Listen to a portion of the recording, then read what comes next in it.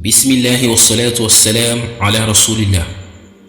Chers frères et sœurs en islam, Allah subhanahu wa ta'ala informe le prophète Muhammad sallallahu alayhi wa sallam au sujet de son entourage dans la sourate At-Tawbah verset 58 en lui disant ceci: il y en a parmi eux qui te critiquent au sujet des aumônes. Si tu leur en donnes, les voilà contents, mais si tu ne leur en donnes pas, les voilà pleins de rancœur. En méditant sur ce verset, je suis arrivé à comprendre que autour de nous, nous avons trois types d'amis dont je vais vous dévoiler leurs caractéristiques.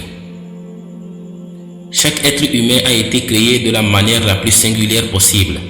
Il en est ainsi de notre personnalité.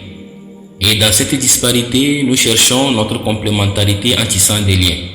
Certains d'entre eux se font naturellement, comme les membres de notre famille. Il peut s'avérer que l'on ait une tâche d'affinité avec certains qu'avec d'autres. Il y a aussi des personnes avec qui on traite quotidiennement, comme les collègues de travail ou des camarades de classe. Il y a ensuite ces personnes dont leurs rencontres viennent fleurir notre vie et que nous avons choisi d'aimer. Des circonstances particulières ont permis votre rencontre, mais ils sont devenus vos amis, vos compagnons. Un compagnon étymologiquement signifie celui avec qui l'on partage le pain, et le pain dans de nombreuses cultures signifie la vie. Ces compagnons peuvent être vos voisins, vos camarades de classe, quelqu'un que vous avez rencontré à la mosquée ou dans une association. Vous vous sentez si proche, même si vous ne partagez pas le même sang, il est parfois plus proche que certains membres de votre famille. Votre attachement à cette personne est tel que parfois vous avez juste besoin de vous regarder pour vous comprendre. Vous avez votre propre code, votre propre manière de vous saluer et de converser. Chaque jour que vous vivez, vous tentez de vous en rapprocher. Chacun raconte à l'un et à l'autre ses peines et ses joies. Lorsque vous êtes séparés, vous vous manquez. Lorsque vous êtes en froid, vous vous sentez pas bien. Vous n'hésitez pas à manifester vos émotions par la parole et vos gestes. Vous vous faites du bien et passer du temps avec cette personne est un véritable cadeau. Vous partagez des souvenirs communs et dès que l'occasion se présente, vous n'hésitez pas à vous les remémorer.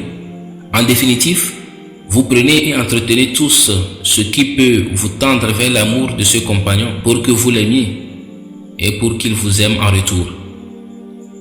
Mais dans ce pléthore d'amis, de voisins et de compagnons que vous pouvez avoir, vous pouvez identifier qu'ils sont de trois groupes. Le premier groupe, ce sont des amis profiteurs. Il s'agit de ceux qui sont tes amis tant qu'ils peuvent profiter de ton argent ou prestige ou autre chose que cela.